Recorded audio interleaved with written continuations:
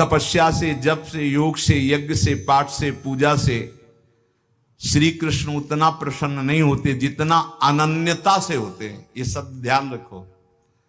अनन्यता, जो मीरा जी कह रहे, मेरे तो गिरधर गोपाल दूसरो न कोई, जाके सिर मोर मुकुट मेरो पति सोई। ये अनन्यता, अनन्यता से प्रभु बहुत प्रसन्न होते हैं। इसीलिए ध्रुवदास जी ने प्रियाजू की अनन्यता के लिए कहा है कि यद्यपि भक्त अनन्य जो विषय इंद्रियन बस होए, कर्मठ कोटि जितेंद्रियन ते समलह न कोई।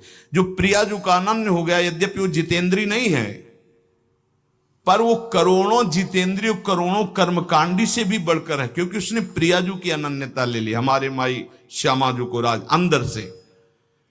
यही अनन्यता उसको निर्विकार करके प्रेम भक्ति में डुबो। बिना संसार का आकर्षण नष्ट नहीं होता।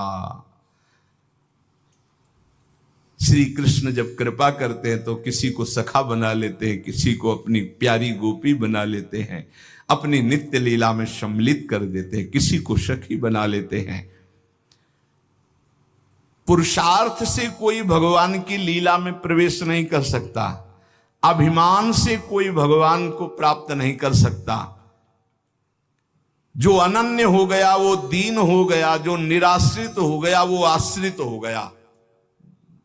यहां निराश्रित का है, रुपये का आश्रय, शरीर का आश्रय, संबंधियों का आश्रय, बुद्धि का आश्रय, भगवत आश्रय कहां है? भगवत आश्रय अंदर से हो जाए तो ये सब साधन है, साध्य भगवान है।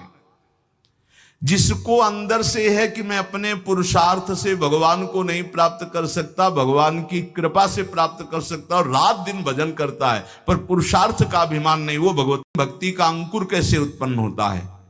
तो प्रभु ने कहा, सनातन, ये अनन्यता प्राप्त करने का एकमात्र उपाय है भगवत प्रेमी महात्मा का आश्रय।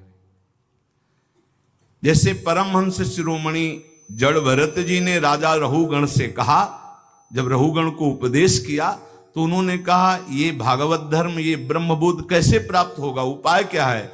तो कहा, रहुगण तत्तपसा नयाति न चेज्जया निरूपणात् गृहाद्वा न छंदसा नैव जलाग्नि सूर्यैर् विना महत्पाद रजोभिषेकम।